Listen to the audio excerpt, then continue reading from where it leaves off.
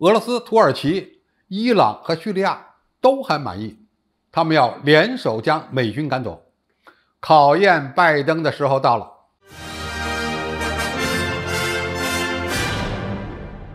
各位观众，各位网友，大家好，我是付前少。近日，俄罗斯、土耳其、伊朗联合召开的阿斯塔纳进程国家首脑会议在伊朗首都德黑兰举行。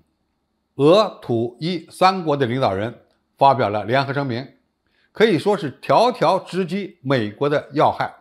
三国一致反对美国持续非法掠夺叙利亚石油等资源，他们将加强合作，打击恐怖主义，要求美军尽快从叙利亚撤出，以维护地区稳定。埃尔多安在会上表示，土耳其将继续打击恐怖组织，并期待俄罗斯和伊朗的支持。俄、土、伊三方所签署的联合声明中，再次强调叙利亚的主权、独立、统一和领土完整的重要性，也等于再次谴责美军对叙利亚的侵略是非法的。土耳其即将在叙利亚北部发起一场针对美国隐性盟友的反恐战争。在伊朗举行的土以俄三边会谈也被认为是最后的协商。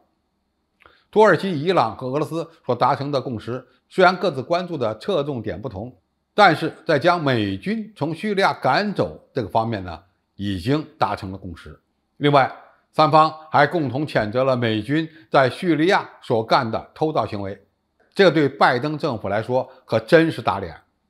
美国人一边指责俄罗斯军队侵犯了乌克兰的主权，一边自己又侵犯叙利亚的主权，甚至呢还当强盗和小偷，这就是典型的双标。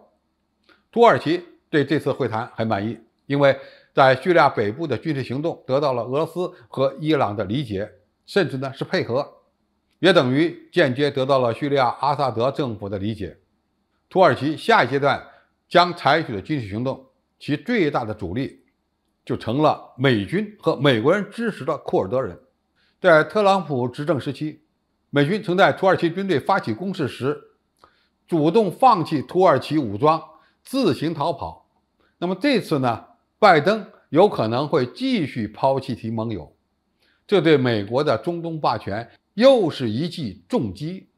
这次会谈，俄罗斯也很满意，因为土耳其与伊朗都表示尊重叙利亚的主权，等于在强调只有美军在侵犯叙利亚的主权。目前，在俄军主力陷入乌克兰战场的情况下，普京通过外交手段就能够保住在叙利亚的战略利益，同时呢，能够打击美国在中东的影响力，可以说是一举两得。这次会谈，伊朗也是相当满意的，因为这次会议的主要共识就是反美。土耳其军队在叙利亚的行动，等于是在打击美国在中东的影响力。伊朗本身在叙利亚呢也有不小的势力，以美国和以色列之间的暗战从来就没有停止过。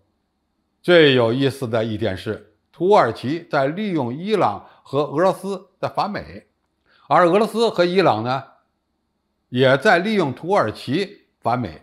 土耳其这个北约国家成了破坏美国影响力的最大变数。另外，伊朗与俄罗斯还达成了巨额能源开发协议，更是在反击美元霸权方面再进了一步。但是对于拜登政府来说，